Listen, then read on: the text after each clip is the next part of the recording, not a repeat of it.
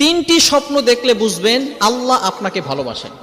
ভালো করে বুঝেন, তিনটি স্বপ্ন যদি আপনি দেখেন বুঝবেন যে আল্লাহ আপনাকে মহাব্বত করেন, আল্লাহ আপনাকে ভালোবাসেন। স্বপ্ন আমরা অনেকেই দেখে থাকি। স্বপ্ন হচ্ছে তিন প্রকার, ভালো করে মনে রাখবেন। এই স্বপ্নের বিষয়টা হচ্ছে খুবই গুরুত্বপূর্ণ বিষয়। অনেকে স্বপ্নকে বিশ্বাস করতে চায় না, এটাকে অস্বীকার কোনোই অবকাশ নেই।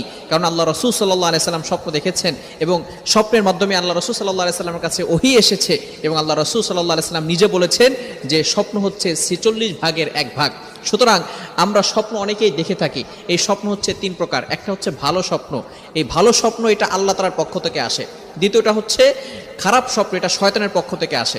সুতরাং আরেকটি হচ্ছে ইচ্ছা স্বপ্ন, অর্থাৎ আপনি সারাদিন যে কাজগুলো করছেন এগুলো আপনি সেগুলোই রাতের বেলা স্বপ্ন দেখছেন। সুতরাং ভালো স্বপ্নগুলো আল্লাহ তাআলার পক্ষ থেকে আসে। তিনটি স্বপ্ন যদি আপনি দেখেন মনে করবেন যে আল্লাহ আপনাকে ভালোবাসে।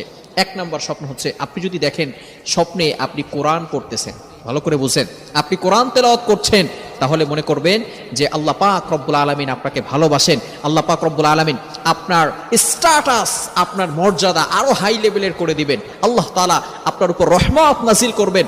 আপনার শান্তি নাই, আল্লাহ পাক রব্বুল আলামিন আপনার জন্য সুখের ব্যবস্থা করবেন। আল্লাহ পাক রব্বুল আলামিন আপনার উপর রহমত বৃষ্টির মতো নাজিল করে দিবেন এবং আপনার সম্মান আরো আল্লাহ তাআলা বাড়িয়ে দিবেন যদি আপনি স্বপ্ন দেখেন কোরআন শরীফ পড়তেছেন। নাম্বার 2, দ্বিতীয় নাম্বার স্বপ্ন হচ্ছে যদি আপনি দেখেন আপনি গোসল করতেছেন, তাহলে মনে করবেন যে আল্লাহ পাক রব্বুল আলামিন আপনাকে ভালোবাসেন। কেননা যে গোসল করার মাধ্যমে আমরা শরীরের যে দুর্গন্ধগুলো আছে, শরীরের যে ময়লা আছে, এগুলো আমরা গোসলের মাধ্যমে পরিষ্কার করে ফেলি, পরিচ্ছন্ন হয়ে যায়। সুতরাং আপনি যদি এই স্বপ্ন দেখেন যে আল্লাহ মুহাম্মদ ইবনে সিরিন রহমতুল্লাহ আলাইহি উনি বলে দিয়েছেন, এর ব্যাখ্যা হচ্ছে আল্লাহ পাক রব্বুল আলামিন আপনাকে পবিত্র করতে চাচ্ছেন। অর্থাৎ আল্লাহ পাক রব্বুল আলামিন আপনাকে, আপনার ভিতরে যে গুনাহগুলো আছে এগুলো আল্লাহ পাক রব্বুল আলামিন পবিত্র করবেন। এবং ভালো করে মনে রাখবেন, যখন বান্দার গুনাহগুলো আল্লাহ তাআলা মাফ করে দিবে, কোনো মাধ্যমে যখন আল্লাহ তাআলা মাফ করবে, তখন ওই বান্দার জন্য জান্নাতে যাওয়া সহজ হয়ে যাবে। আর আল্লাহ তাআলা যাকে ভালোবাসবেন আল্লাহ পাক রব্বুল আলামিন তাকে কিয়ামতের ময়দানে বলবেন, উইল গো টু প্যারাডাইস, তুমি জান্নাতে চলে যাও। ওই দিন আল্লাহ পাক রব্বুল আলামিন তাকে জাহান্নাম নয় জান্নাত